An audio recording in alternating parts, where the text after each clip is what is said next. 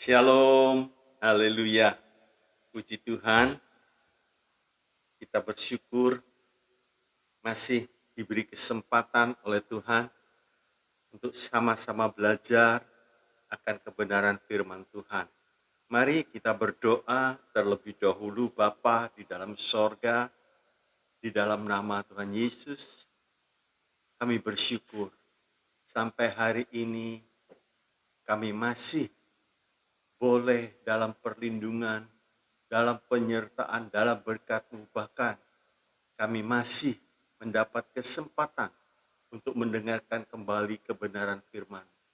Kami serahkan semuanya dalam tangan-Mu, di dalam nama Tuhan Yesus. Amin. Shalom Bapak, Ibu, Saudara yang dikasihi oleh Tuhan. Nah, pada kesempatan hari ini, saya ingin menyampaikan tentang percaya akan janji-janjinya. Percaya akan janji-janjinya. Mari kita melihat Mazmur 119 ayat yang kelima sampai 9. Sekiranya hidupku tentu untuk berpegang pada ketetapan-Mu, maka aku tidak akan mendapat malu apabila aku mengamat-amati segala perintah-Mu. Aku akan bersyukur kepadamu dengan hati jujur. Apabila aku belajar hukum-hukum-Mu yang adil, aku akan berpegang pada ketetapan-ketetapan-Mu. Janganlah tinggalkan aku sama sekali. Dengan apakah seorang muda mempertahankan kelakuan yang bersih dengan menjaganya sesuai dengan firman-Mu. Haleluya. Nah, kalau kita melihat percaya akan janji-janjinya, ya, firman Tuhan bukan sekedar janji, tetapi kalau kita percaya, maka janjinya pasti jadi. Ya. Nah, kita akan melihat bagian-bagian ini dalam Mazmur 119 ayat yang kelima dikatakan, biarlah jalanku diarahkan untuk memelihara ketetapan-Mu. Ya.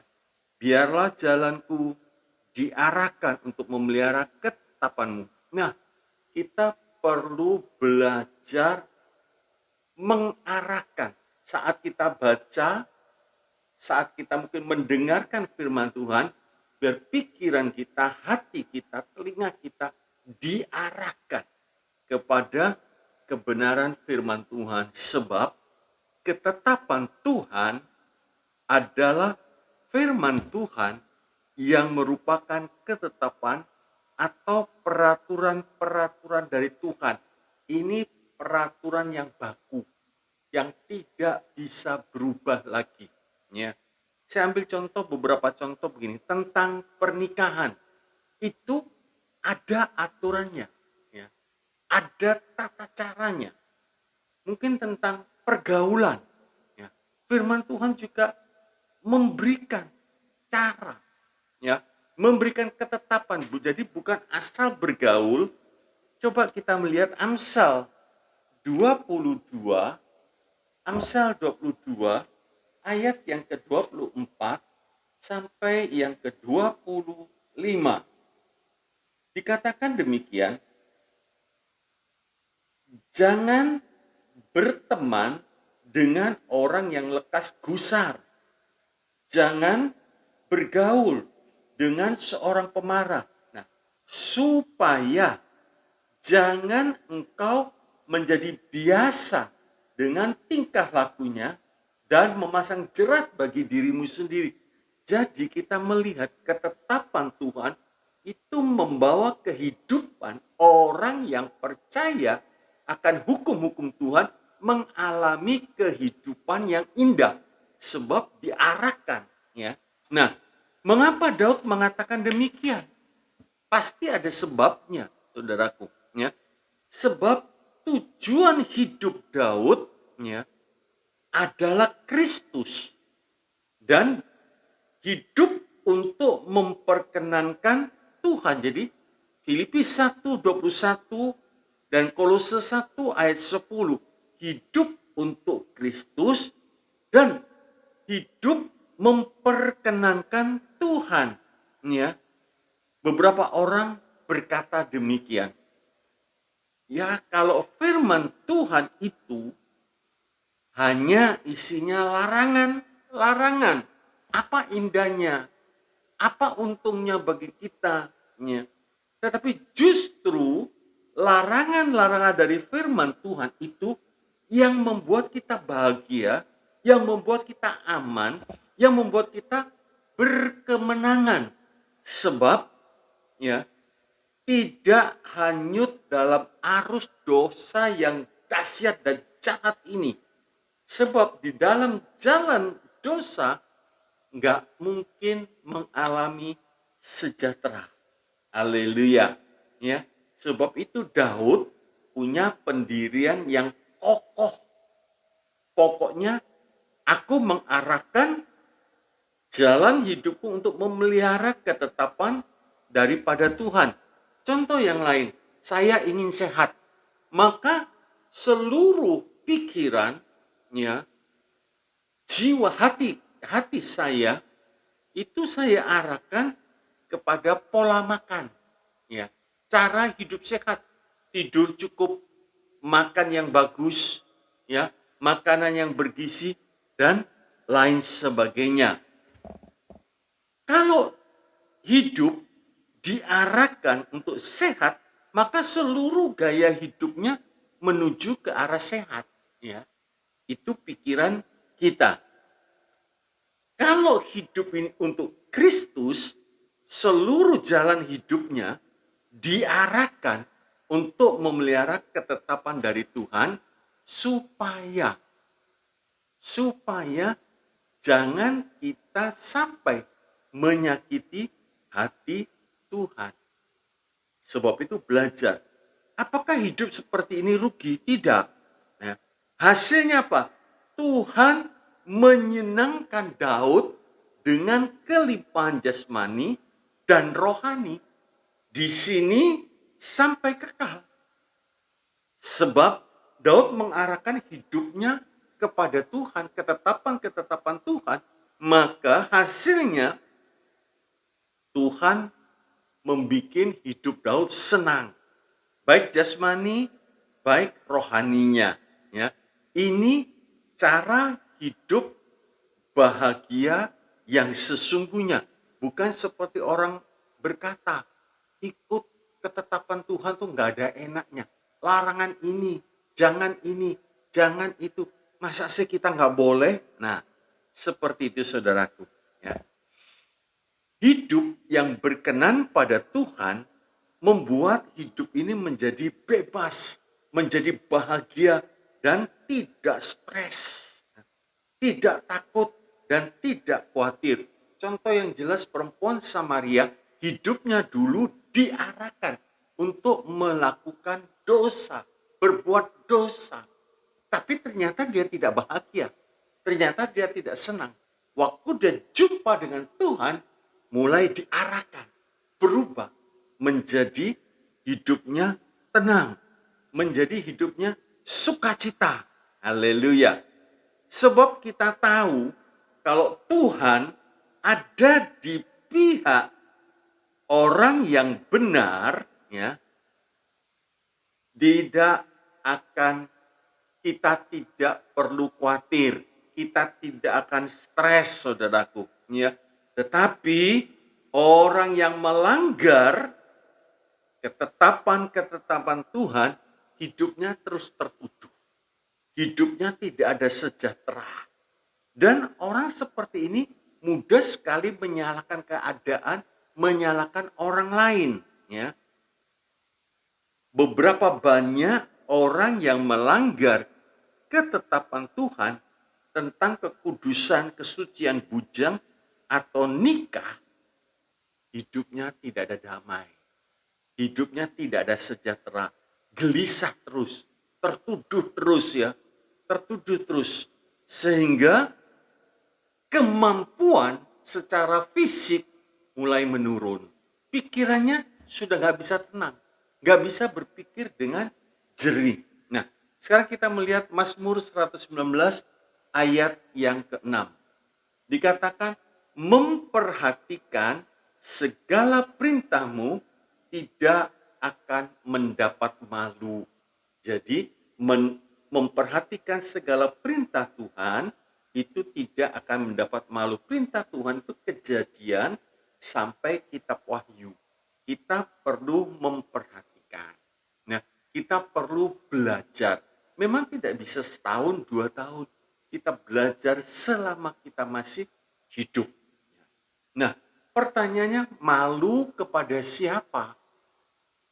Kalau orang tersebut memiliki rasa malu kepada manusia, itu lumayan. Itu menjadi rem, ya, mencegah dari beberapa perbuatan yang jahat, ya, perbuatan dosa, sebab memiliki rasa malu untuk melakukan hal-hal yang keji. Ada satu orang mungkin saudaraku di daerahnya, di kampungnya dia takut. Tapi begitu dia lepas dari kampungnya, mungkin merantau, sudah nggak ada orang lagi yang melihat. Nggak malu lagi saudaraku. Nggak punya rem. Tapi kalau malu kepada Tuhan, itu remnya pakem. Ya, remnya pakem sebab Tuhan ada di segala tempat. Ya. Saya bacakan beberapa ayat di dalam kitab Roma 1 ayat yang ke-25 sampai yang ke-28 dikatakan demikian. Sebab mereka menggantikan kebenaran Allah dengan dusta dan memuja dan menyembah makhluk dengan melupakan penciptanya yang harus dipuji selama-lamanya. Amin. 26, karena itu Allah menyerahkan mereka kepada hawa nafsu yang memalukan, sebab istri-istri mereka menggantikan persetubuhan yang wajar dengan yang tak wajar. 27, demikian juga ya, suami-suami meninggalkan persetubuhan yang wajar dengan istri mereka dan menyala-nyala dalam birahi mereka seorang terhadap yang lain, sehingga mereka melakukan kemesuman laki-laki dengan laki-laki, dan karena itu mereka menerima dalam diri mereka balasan yang setimpal untuk kesesatan mereka. Saudara perhatikan di ayat yang berikutnya, di ayat yang ke-32 dikatakan demikian. Sebab walaupun mereka mengetahui tuntutan-tuntutan hukuman Allah, yaitu bahwa setiap orang yang melakukan hal-hal demikian patut dihukum mati. Mereka bukan saja melakukannya sendiri, tetapi mereka juga setuju dengan mereka yang melakukannya itu. Nah, kadang saudaraku, orang tua malu melihat tingkah laku anaknya. Ya. Dan orang tua berkata, aduh, kenapa ya perbuatannya seperti itu? Coba si anak tahu malu sama orang tuanya, pasti kelakuannya tidak seperti itu. Begitu juga kalau kita tahu malu kepada Tuhan, maka kita tidak akan melakukan hal-hal yang menyakiti hati Tuhan. Seperti tadi Roma 1, itu sangat-sangat keji, sangat-sangat najis. Bukan hanya dia yang melakukan, tapi dia setuju juga kalau orang lain melakukannya. Ya. Sebab itu kita perlu memperhatikan sungguh-sungguh akan peringatan daripada Tuhan, akan ketetapan-ketetapan dari Tuhan. Lanjut, dikatakan apabila saya memperhatikan perintah-perintahmu. Ya. Apabila saya memperhatikan perintah-perintahmu. Perintah Tuhan adalah firman Tuhan. Nah, firman Tuhan itu merupakan perintah yang harus dikerjakan. Saya beberapa contoh saya berikan. Perintah untuk mengasihi itu wajib dikerjakan. Tidak ada pilihan lain. Sebab Allah itu kasih adanya. Jadi kita sebagai muridnya, kita mesti mengasihi. Allah itu murah, kita pun murah hati. Ya. Allah itu mengampuni sejauh timur dan barat. Dia melupakan. Kita pun harus melakukan perintah Tuhan. Kalau ada orang yang bersalah kepada kita, kita harus juga mengampuni orang yang bersalah kepada kita. Kalau kita taat akan firman Tuhan, ya, kita akan melihat kuasa Allah bekerja dalam hidup kita dan buahnya, hasilnya amat manis. Ya. Kalau Petrus taat kepada perintah Tuhan, Petrus, kamu bukan lagi sebagai penjala ikan, tapi penjala manusia. Petrus taat, hasilnya manis, hasilnya indah. Ya. Sungguh luar biasa, saudaraku. Buahnya amat manis. Ya. Saya beri contoh perempuan janda Sarfat. Ya. Perempuan janda Sarfat itu taat akan perintah Tuhan yang diucapkan melalui Nabi Elia. Ya. Jadi janda Sarfat ini taat akan perintah Tuhan yang disampaikan oleh Elia. Beri roti kepadaku lebih dahulu, baru nanti tepung minyakmu tidak akan habis. Ya. Lah kalau janda Sarfat ini memikirkan dengan akal, gak masuk, saudara. Ini nafas saya yang terakhir dengan anak saya. Saya bikin roti 2, 1 untuk anak saya, 1 untuk saya, setelah itu mati. Tetapi waktu ia taat, waktu ia ikut apa yang dikatakan oleh Elia, ternyata hasilnya amat manis. Setiap kali dia ambil, ada lagi. Setiap kali ambil, ada lagi. Sehingga dia terpelihara hidupnya dari musim kering. Ya. Tidak sampai mati kelaparan. Juga pada waktu Daniel mengalami tekanan, tidak boleh berdoa kepada siapapun juga kecuali kepada raja. Tapi Daniel taat. Taat.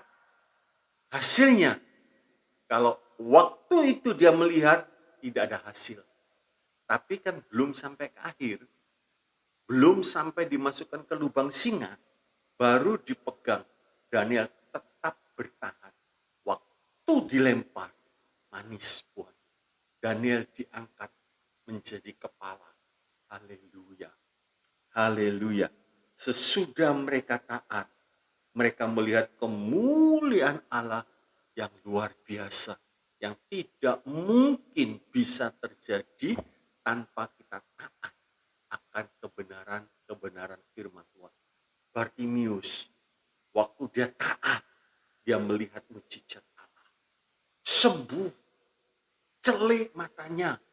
Haleluya. 10 orang kusta, waktu dia taat, sembuh. Mujizat terjadi, buahnya manis. Kita melihat Mazmur 119 ayat yang ke-7. Dikatakan memuji-muji Tuhan karena keputusannya yang benar. Memuji-muji Tuhan karena keputusannya yang benar. Saya hendak memujimu dengan hati yang tulus. Ya. Jadi memuji Tuhan karena keputusannya yang benar. Terus sikap daripada Daud, saya hendak memujimu dengan hati yang tulus. Memang ya, hati yang tulus itu begini, mulut dan hati sama. Kalau mulut iya, hatinya juga iya, tulus ya. Bukan mulut dan hati lain, itu munafik. Jadi kalau hatinya percaya bahwa ini keputusan Tuhan yang betul, dan nyanyi dengan hati yang tulus. Haleluya. Dan Tuhan senang. Kalau Tuhan senang, maka dia hadir dalam pujian umatnya. Kalau Tuhan hadir dalam pujian umatnya, itu merupakan jawaban bagi umatnya. Kalau Tuhan hadir dalam pujian umatnya, maka apa yang menjadi problem kesukaran umatnya, Tuhan jawab. Sebab itu, mari kita mau belajar memuji Tuhan dengan hati yang tulus, tapi kita mesti mengerti bahwa hukum Tuhan, keputusan Tuhan itu betul. Sehingga hati kita yakin, hati kita percaya, mulut kita menjadi salurannya. Tuhan terima kasih. Karena hukum Tuhan betul, mulut kita juga ngomong terima kasih. Ya. Meskipun kata-kata pujian ini tetap dari dulu, mungkin hidup ini adalah kesempatan.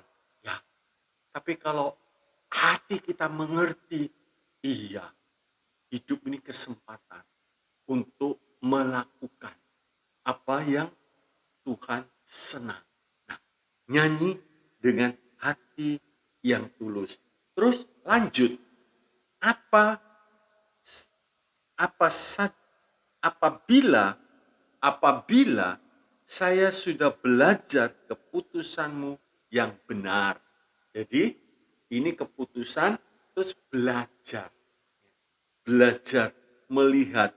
Nah, firman Tuhan juga menjadi jawaban segala pertanyaan dan problem-problem kita.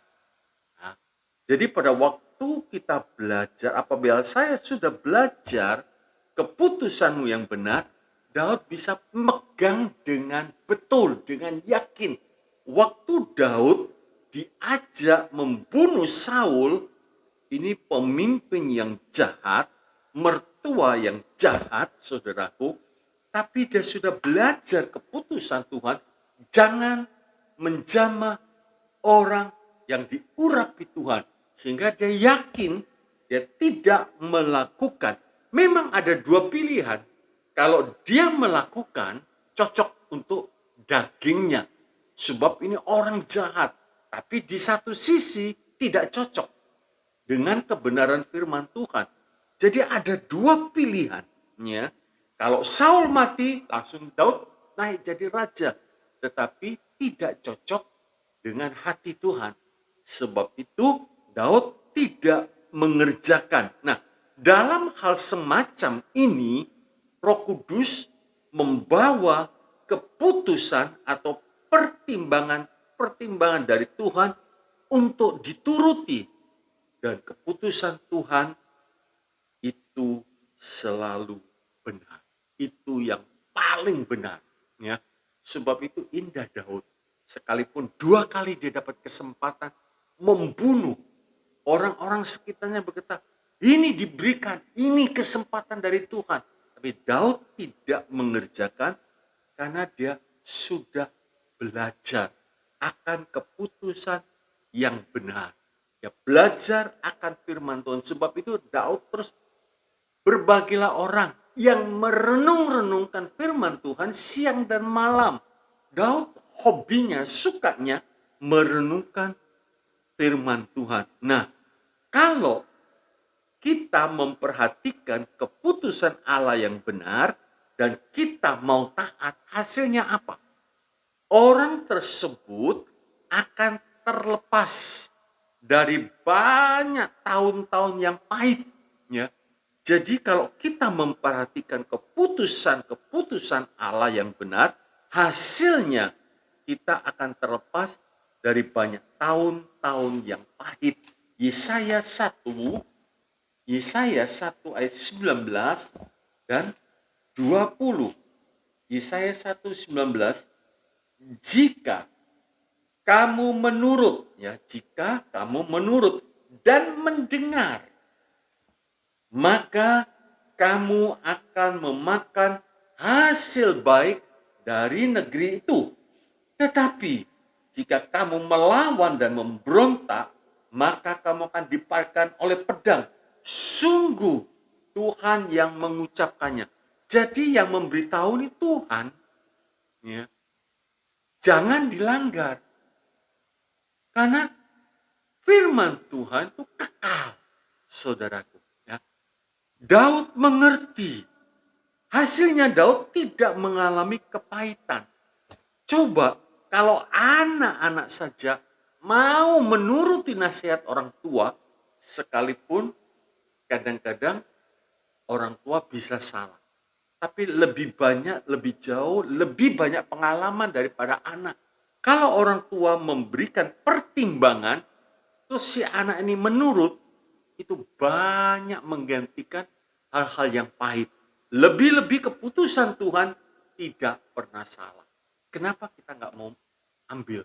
Kenapa kita nggak mau ikut? Kenapa kita nggak mau percaya? Apa yang sudah? Orang muda, jaga kemudaanmu. Jaga. Dalam pekerjaan, jangan curang. Jaga jujur. Kalau itu dikerjakan, hasilnya indah. Haleluya. Terus dikatakan 119, Mazmur 119 ayat 8, memelihara ketetapan Tuhan tidak ditinggalkan. Artinya gini, orang yang memelihara ketetapan Tuhan, otomatis dia berusaha untuk menyenangkan, untuk belajar hidup ini dicocokkan dengan apa yang dia sudah pelihara, apa yang sudah dimengerti, sehingga hidupnya benar. Ya. Dan orang seperti ini tidak ditinggalkan. Memang saudaraku, mata dan telinga Tuhan tertuju pada orang benar. Jadi diikuti terus, dijaga. Daniel dijaga. Sadra, Mesa, Abednego dijaga. Yusuf dijaga. Paulus dijaga. Kalau orang beriman mau memelihara ketetapan Tuhan, yaitu firman Tuhan, pasti tidak ditinggalkan. Ya. Kita perlu mengerti, kita perlu belajar, ya, supaya peraturan firman Tuhan dalam setiap segi hidup ini sudah ada. Sudah ada. Tinggal kita belajar mentaati. Mengerti, taat, berbuah. Itu bahagia. Ya, itu yang paling baik. Kalau firman Tuhan mengatakan, suami, istri, hiduplah dalam kekudusan. Kalau ini ditaati, Tuhan tidak mau tinggalkan. Sekalipun masih bisa mengalami kesukaran. Masih bisa. Tetapi tangan Tuhan menyertai. Tuhan mengawasi. Tuhan melindungi. Waktu Ayub mengalami kesukaran yang begitu dahsyat, begitu luar biasa. Tapi Ayub tidak meninggalkan ketetapan-ketetapan Tuhan. Dibuktikan pada waktu semua habis. Dan dia berkata, aku lahir telanjang. Sekarang Tuhan ambil segala puji bagi Tuhan. Dia tidak salah. Haleluya. Kita perlu belajar, saudara. Kita perlu belajar. Sebab Tuhan mau membawa kita lebih lagi. Kadang Tuhan sengaja, dalam tanda petik sengaja, meninggalkan kita untuk mengetahui isi hati kita. Apakah kita masih mau memegang ketetapan, memelihara ketetapan Tuhan. Hawa mula-mula indah. Waktu Tuhan melarang, tidak ada bantahan, tidak ada perlawanan. Ya. Waktu Tuhan berkata, semua boleh makan, cuma satu. Pohon pengetahuan baik dan jahat jangan kamu makan. Tapi ketetapan tersebut Hawa bisa langsung menerima.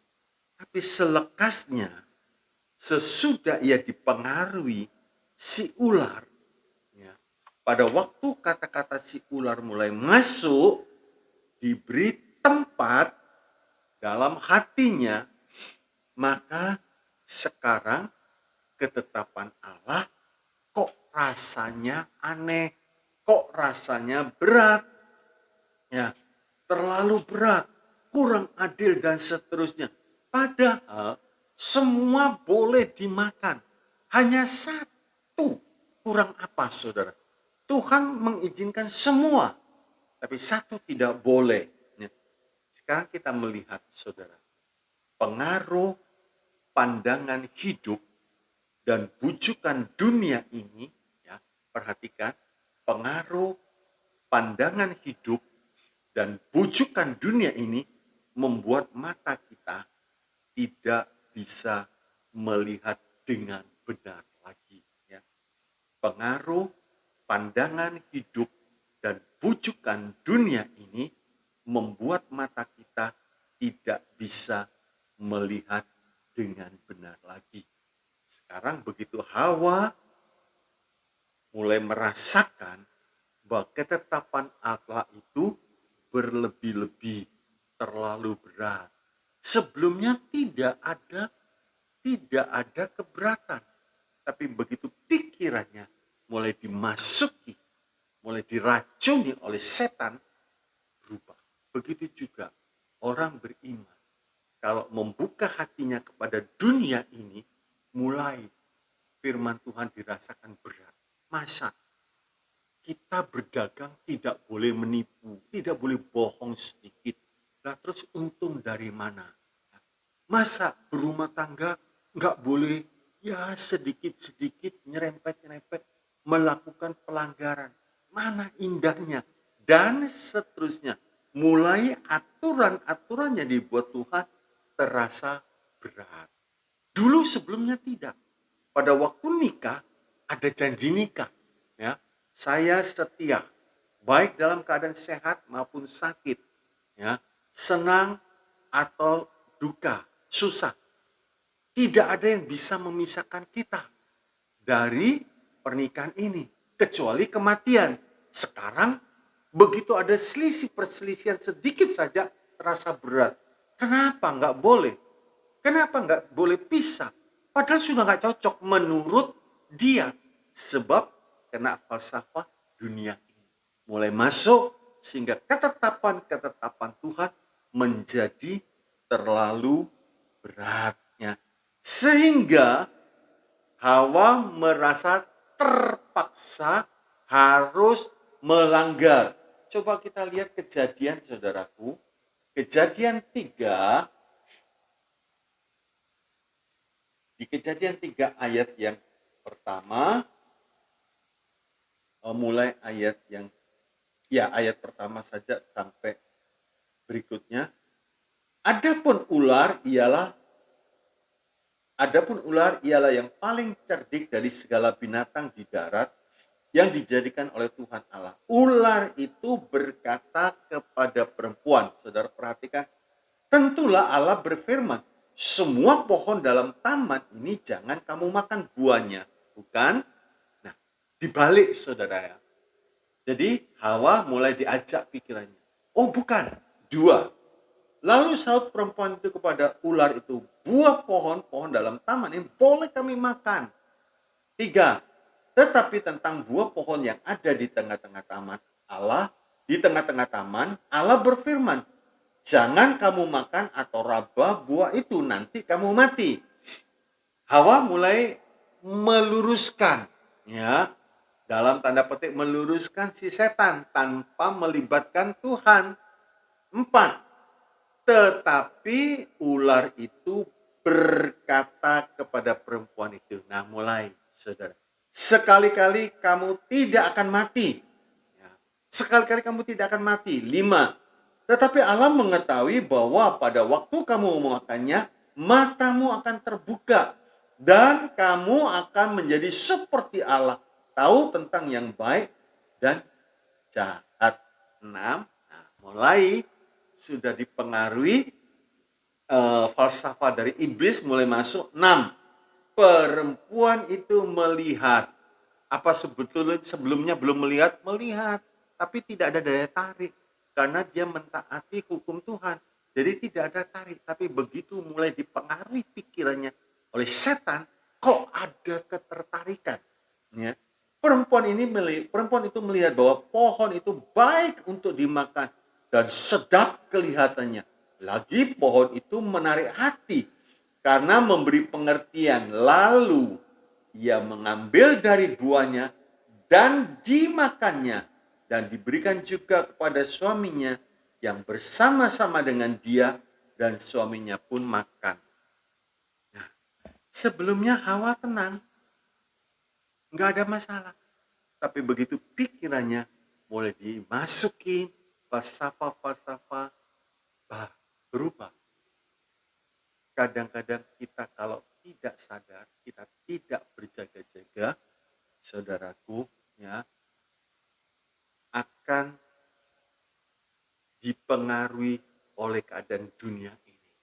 Masa sedikit saja nggak boleh, nggak jujur sedikit aja nggak boleh, dan seterusnya, dan seterusnya.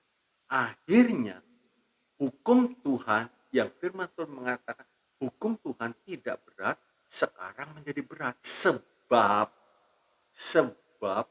hatinya sudah tidak tertuju lagi kepada Tuhan, mulai dibagi. Nah, di mana ada celah, di situ hukum Tuhan menjadi berat. Sebab itu firman Tuhan berkata, jangan beri tempat atau jangan beri kesempatan kepada iblis. Begitu terbuka, masa sekarang orang menyakiti saya tidak boleh balas. Firman Tuhan sepertinya nggak adil, dan justru kalau kita mengampuni, memaafkan, hati kita ini penuh damai. Sebab kita hidup di dalam terang, kita hidup di dalam kasih Tuhan, kita ada dalam ketetapan dalam hukum-hukum Tuhan. Nah, Daud mengerti akan hal ini. Sebab itu dikatakan Daud berdoa kepada Tuhan, ya. Daud berdoa kepada Tuhan supaya jangan ia ditinggalkan sama sekali. Ya. Artinya begini, sekalipun masuk dalam ujian, dalam kesukaran, jangan pikiran hati kita terbelah. Nah, tapi tetap kita fokus kepada Tuhan, bahwa ketetapan Tuhan itu ya dan amin. Sebab itu Daud berdoa, Tuhan jangan tinggalkan sama sekali. Ya.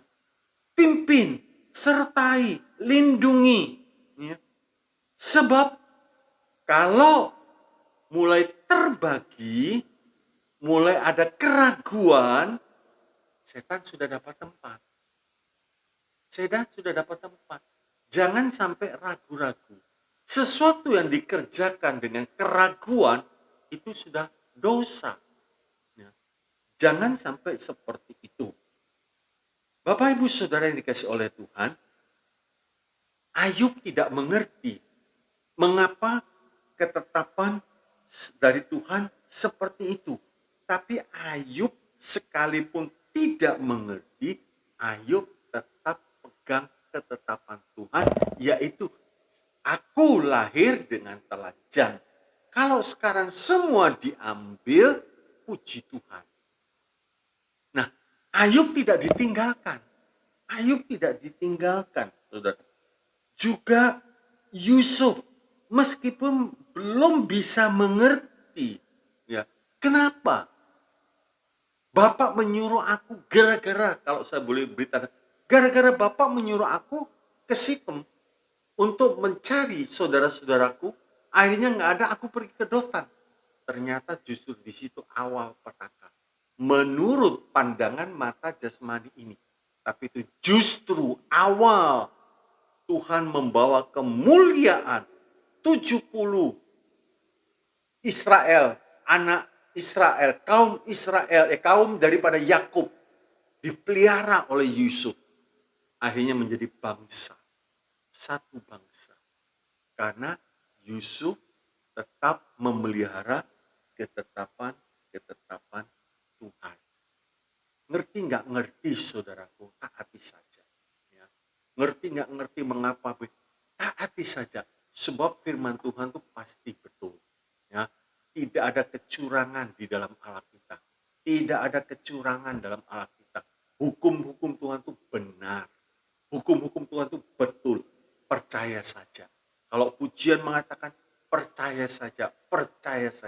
Semua pasti jadi. Percaya saja. Mazmur 119 ayat yang ke-9. dikatakan orang muda disucikan oleh perkataan Tuhan. Ya. Orang muda disucikan oleh perkataan Tuhan. Biasanya, saudara, biasanya orang muda itu mudah terjerat dalam dosa orang-orang muda. Kenapa? Karena tidak berpengalaman. Sebab itu orang muda ada apa-apa cerita kepada orang tua. Beritahu kepada orang tua. Anak-anak jangan sampai ada gap, jangan sampai ada penghalang. Kalau ada sesuatu tawaran yang dia tidak mengerti, ceritakan pada orang tua. Saya akan bacakan begini, Amsal 7, ya. Amsal 7 ayat 7 sampai 10. Amsal 7 ayat 7 sampai 10. Dikatakan, kulihat di antara orang yang tak berpengalaman, ya. Kudapati di antara anak-anak muda seorang teruna yang tidak berakal budi, yang menyeberang dekat sudut jalan, lalu melangkah menuju rumah perempuan semacam itu. Pada waktu senja, pada waktu petang hari, di malam yang gelap, maka datanglah menyongsong dia seorang perempuan berpakaian sundal dengan hati licik. Nah, apa yang dikerjakan waktu muda itu seringkali menjadi penghalang. Itu seringkali menjadi perhitungan bagi Tuhan untuk memberkati orang tersebut. Kalau masa mudanya tidak diperbaiki, itu menjadi penghalang. Coba kita lihat Ayub 13 ayat yang ke-26. Ya. Ayub 13 ayat yang ke-26. Sebab engkau menulis hal-hal yang pahit terhadap aku dan menghukum aku karena kesalahan pada masa mudaku. Jadi orang muda jangan berpikir, ya itu kan orang muda dulu, harus hati-hati. Sebab itu firman Tuhan, orang muda disucikan oleh perkataan Tuhan. Kita tidak melihat atau kita tidak perlu mencontoh, ya orang muda biasa begitu. Hidup muda sekali, ya sudah ikuti saja. Oh nanti dulu. Mazmur 25 ayat yang ke-7. Mazmur 25 ayat yang ke-7. Dosa-dosaku pada waktu muda dan pelanggaran-pelanggaranku janganlah kau ingat. Tetapi ingatlah kepadaku sesuai dengan kasih setiamu oleh karena kebaikanmu ya Tuhan. Kalau dosa muda nggak diperbaiki, berbahaya. Sebab itu orang muda, jangan kita lengah. Ya, perhatikan firman Tuhan, ikuti nasihat Tuhan. Sebab orang muda, sekalipun orang mengatakan, ini masih hijau, ini masih belum berpengalaman. Tapi firman Tuhan mengatakan, aku lebih berpengalaman. Kenapa? Muda kok lebih berpengalaman daripada orang tua. Karena firman Tuhan. Mari kita melihat Mazmur 119 ayat yang ke-99. 119 ayat 99 dan 100.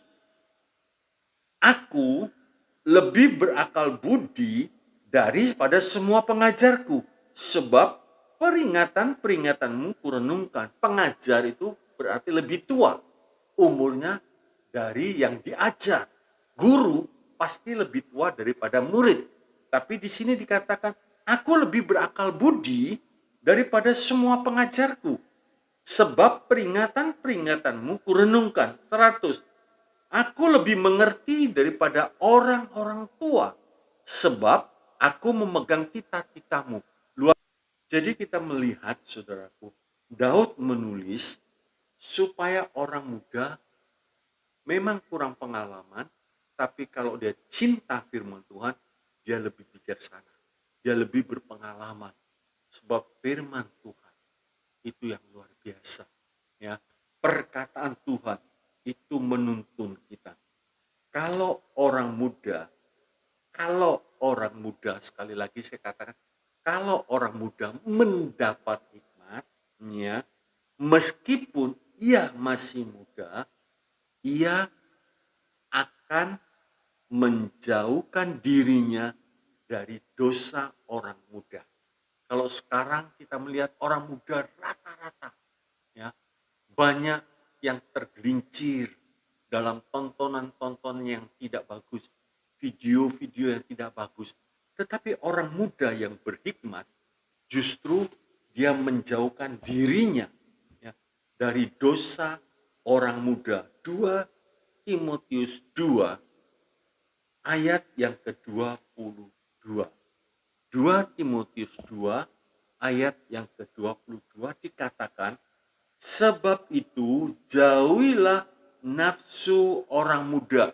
Jadi kalau orang muda bisa menjauhi, meninggalkan hal-hal yang membuat dia jatuh, maka kejarlah keadilan, ya, kesetiaan, kasih, dan damai bersama-sama dengan mereka yang berseru kepada Tuhan dengan hati yang murni. Hikmat daripada Tuhan menguasai dia sehingga dia memiliki hati yang murni. Haleluya. Bapak Ibu Saudara yang kasih oleh Tuhan, kita sudah melihatnya tentang firman. Kita harus percaya, harus yakin akan apa yang tertulis di dalam firman Tuhan. Ya. Kalau Tuhan berkata, aku tidak pernah meninggalkan kau, percaya sampai tua, sampai masa tuamu, aku menggendong kamu, jangan takut. Jangan berpikir nanti kalau tua, siapa ya yang pelihara aku? Nanti kalau sudah tua, siapa yang kasih makan aku? Tuhan. Jangan kita berpikir negatif, sebab janji Tuhan, ya dan amin. Sampai masa tuamu, aku tetap dia. Sampai masa tuamu, aku menggendong kamu. Sampai putih rambutmu, engkau tetap berbuah. Haleluya. Orang lain bisa meninggalkan, bahkan firman Tuhan mengatakan, sekalipun bapak ibuku meninggalkan aku, tapi Tuhan menerima aku. Jadi dengan kata lain, Tuhan itu jaminan yang luar biasa bagi orang yang percaya akan janji-janjinya. Kesimpulannya, satu, jangan pernah meragukan janji-janji Tuhan. Sebab kalau janji Tuhan diragukan, hasilnya kebimbangan. Kalau kebimbangan, firman Tuhan mengatakan jangan pernah berharap mendapatkan apa-apa dari Tuhan. Kalau bimbang, ya, sebab itu jangan pernah meragukan janji-janji Tuhan. Jangan. Begitu kita ada sedikit keraguan, langsung buang. Nah, langsung berkata, tidak, aku percaya. Janjimu iya dan amin. Langit dan bumi bisa berlalu, tapi firmanmu kekal. Pegang. 2. Ya. Percaya saja yang memegang janji firman Tuhan tidak akan mendapat malu. Percaya saja yang memegang janji-janji firman Tuhan tidak akan mendapat malu. Sekalipun mungkin, di mana Allah lu? Di mana Allahmu? Buktinya. Nah, sampai Daud mengatakan, tertunduk. Mengapa engkau tertunduk, hai jiwaku? Karena dengar omongan seperti itu terus mulai meragukan. Jangan, saudara. Pegang terus. Pegang terus. Pasti tidak akan mendapat malu. Perempuan yang meleleh darah 12 tahun. Waktu dia cari kesempatan, dia cari celah di tengah-tengah kerumunan orang banyak. Terus dia berkata, kalau aku bisa menjamah jubahnya saja, aku sembuh. Nah, itu membawa satu dorongan semangat yang luar biasa. Dia berusaha menerobos. Akhirnya dia pegang. Malu? Enggak. justru dia melihat mujizat Allah terjadi. 3, orang yang memelihara ketetapan firman Tuhan tidak ditinggalkan. Tadi saya katakan, Bapak Ibu, ayah ibu bisa meninggalkan kita, tapi Tuhan menerima. Kalau kita pegang ketetapan firman Tuhan, tidak akan pernah ditinggalkan. Ya, sekalipun kelihatannya sengsara, seperti Paulus dan Silas megang ketetapan Tuhan, akhirnya masuk di penjara Filipi. Ternyata Tuhan tidak tinggalkan. Ternyata Tuhan tetap menjaga. Yang keempat, orang muda kalau mau bahagia, isi hidupmu dengan firman Tuhan. Orang muda kalau mau bahagia, isi hidupmu dengan firman Tuhan. Selagi masih muda, aku bergaul karib dengan Tuhan. Masa muda bergaul karib dengan Tuhan. Bikin fondasi rohani yang kuat. Dengar firman Tuhan, lakukan. Bangun rumah rohanimu di atas dasar batu karang Kristus. Maka pada waktu kesukaran datang, tantangan datang, godaan datang, rumah rohanimu tidak roboh. Mendengar, melakukan. Jangan sampai mendengar, tidak melakukan. Nanti roboh. Kiranya Tuhan Yesus memberkati kita semua. Ya. Orang yang memegang hukum-hukum Tuhan, orang yang percaya akan janji Tuhan, pegang terus. Nanti orang tersebut akan lihat indah pada waktunya pertolongan Tuhan. Mari kita berdoa. Bapa di dalam sorga, oh terima kasih. Terima kasih, kami tidak rugi. Kami sungguh bahagia, kami yang boleh percaya akan setiap janji-janji-Mu. Sekalipun mungkin mata jasmani kami belum melihat pertolongan, tapi bukan berarti Tuhan tidak menolong. Kami percaya, kami tunggu waktu yang terbaik, pertolongan-Mu, kasih-Mu selalu baru setiap pagi di dalam kehidupan kami. Terima kasih Tuhan Yesus memberkati orang-orang yang mendengar, yang terus berpegang kepada janji-Mu. Sekalipun mungkin faktanya, setan menunjukkan mana buktinya, biar orang tersebut yakin bahwa sampai titik darah penghabisan, dia tetap mau memegang janji-Mu.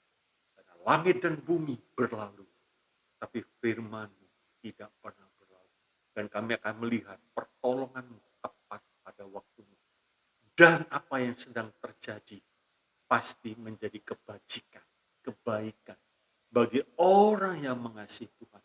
Terima kasih ya Tuhan Yesus, memberkati pekerjaan umat-Mu, memberkati kesehatan umat. Jauhkan dari virus-virus yang jahat Tuhan. Tutup bungkus dengan kuasa darah-Mu Yesus. Lindungi Tuhan. Berkati rumah tangganya, berkati kesehatannya, berkati masa mudanya, berkati pelayanan. Kami sangat yakin, kami tidak akan bergeming. Kami mau tetap percaya, kami mau tetap pegang janji-Mu. Terima kasih dalam nama Yesus, dalam nama Yesus. Mari kita angkat tangan.